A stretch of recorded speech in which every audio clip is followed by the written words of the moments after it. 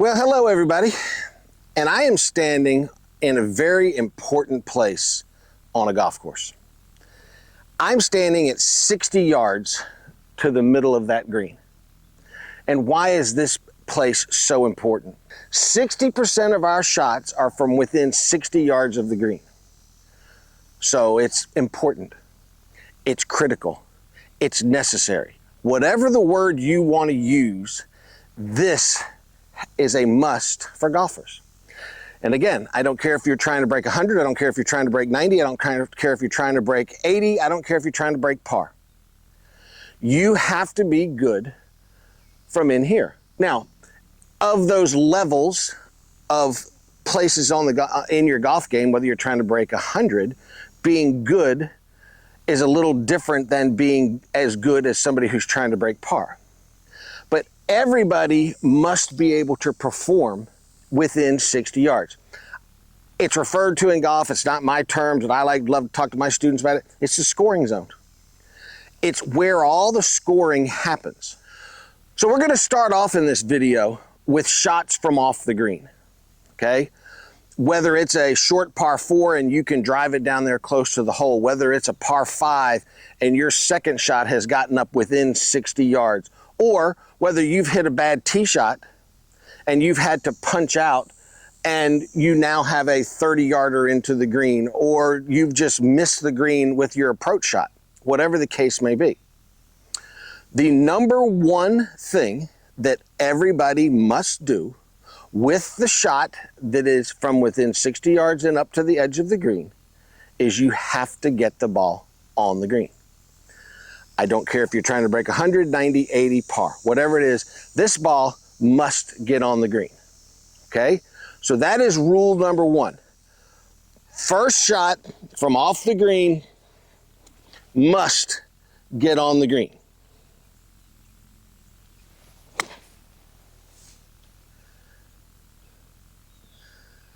That one, I might make a 2 with that one. So getting on the green is the one fixed portion of this. It's not negotiable. You have to get on the green. Now, here comes the variable part, and this is where golf is so great. And this is where you as the golfer have to be smart, okay? And you as the golfer have to be making the right decisions. I don't care how you get on the green.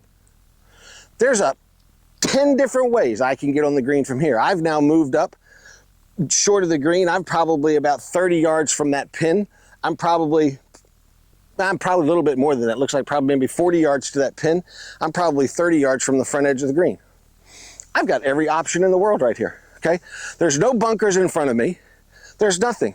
I can do anything I want to. So I can use a sand wedge. I can use a pitching wedge. I can use a 7-iron. I can use a hybrid. I can use a putter. There are no rules. So you as the golfer have the creativity to be able to do what you want to. And you all need to start using your creativity, okay? Because you have to get this ball on the green. So if you're a golfer that you're not very good with your sand wedge, and I see this all the time, people get themselves in this situation, they pull their sand wedge out, and I'm like, why are you hitting your sand wedge? Well, because I'm 30 yards from the green, I got to hit my sand wedge. Where's that written down? And so figure out the shot that you are the best at, figure out if it matches up and fits into where you are on the golf course, and hit it. So I'm going to show you a couple of different shots here that you can play to help you get that ball on the green.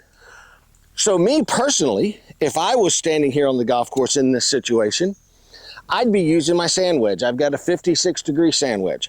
I'm not going to hit this ball high. I'm not trying to hit a flop shot in there. I'm going to pitch this ball in there low. I'm going to let it land and roll back there to that flag, okay? Now, this is where your smarts come in. That yellow flag back there, it's in the back of the green. I cannot go long. If I go long, I'm in trouble. So I'm going to land this ball short of that flag.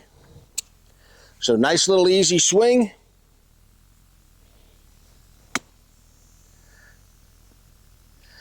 Pitch it out there, let it roll up next to the hole. Okay, here's another option. I'm not real good with a pitching wedge. I'm not real good with a sand wedge, whatever the case may be. I can use a 9-iron, okay? Now, with this 9-iron, I have to understand that it's going to roll farther, okay? So I have to be really good at choosing my landing spot. I'm gonna land it just onto the green or just short of the green. And again, let it roll back there towards that flag.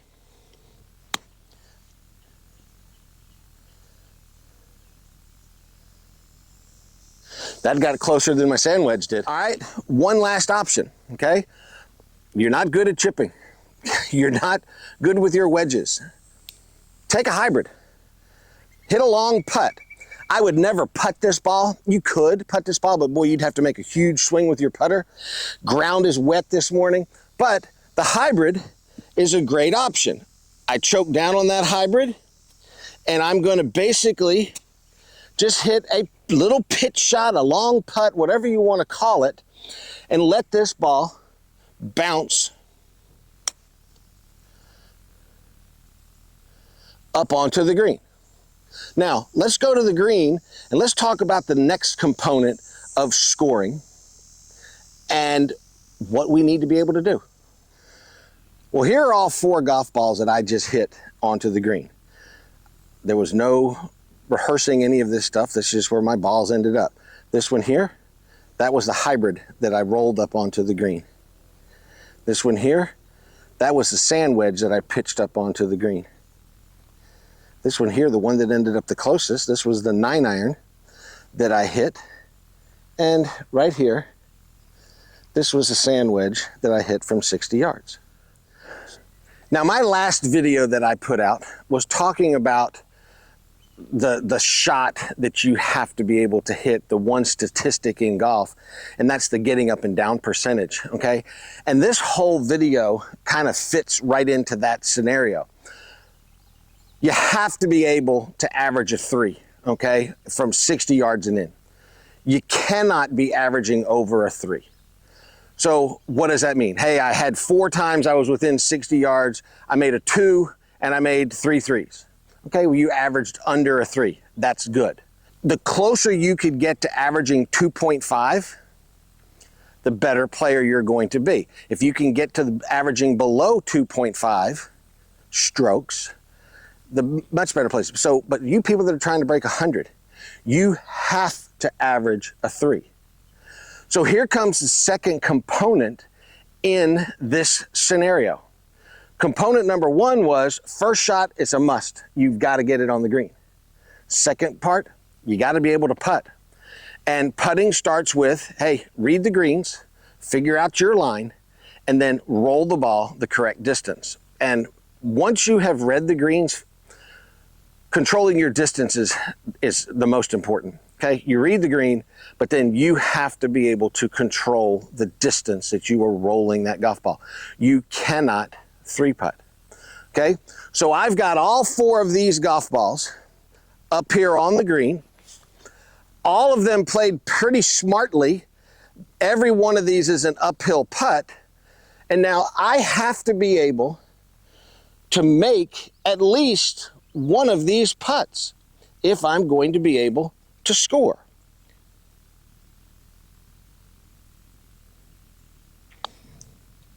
First putt of the day, folks.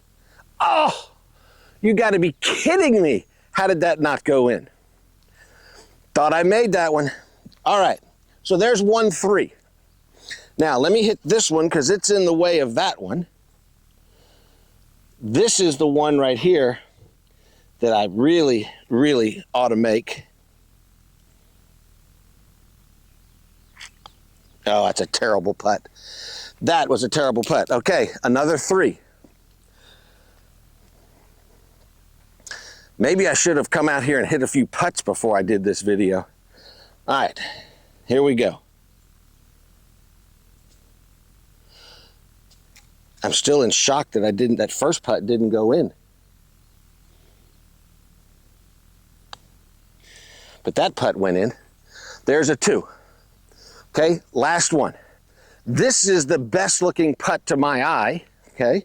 The one that I like the most.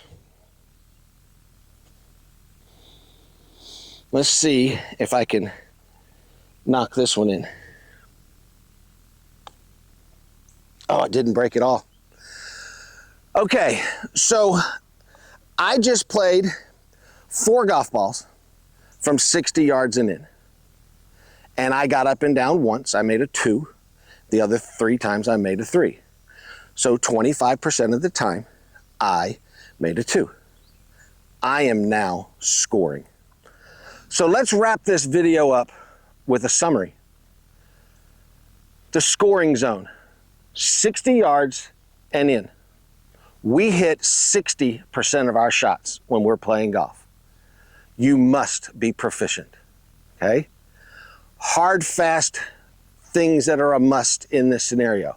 Number 1, your shot from 60 yards and in must get on the green. Now, the variable, I don't care how you do it.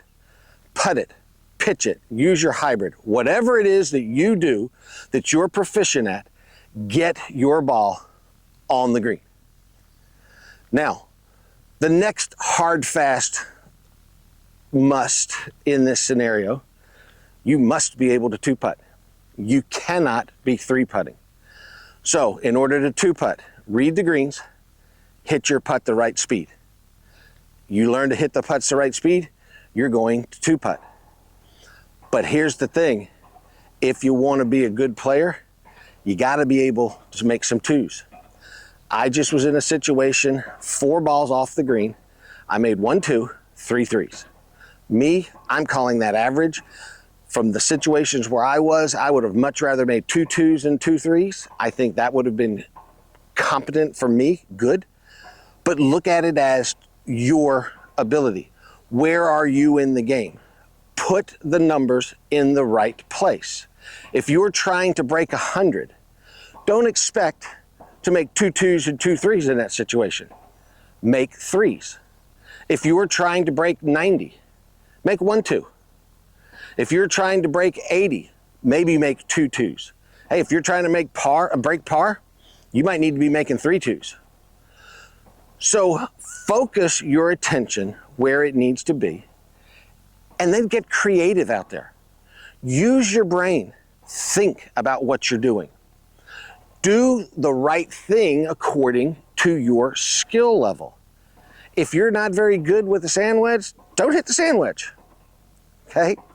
All right, folks, if you will put your mind in the right place inside the scoring zone and focus on the scoring zone, you're going to start shooting better scores. And hey, what are we trying to do on the golf course? Shoot the lowest score possible. Well, listen, I want to thank everybody so much for coming into this video. Thank all of you people that come and watch my videos all the time. I really do appreciate you. If you're new to my channel and you've just found this video, hit that subscribe button for me, because this is what I do here. I say it almost every video. I'm here to help you play better golf by giving you good, sound golf advice. Now, I've got to go grab a towel and wipe some of this sweat off of me and go give a golf lesson. Y'all have a great day.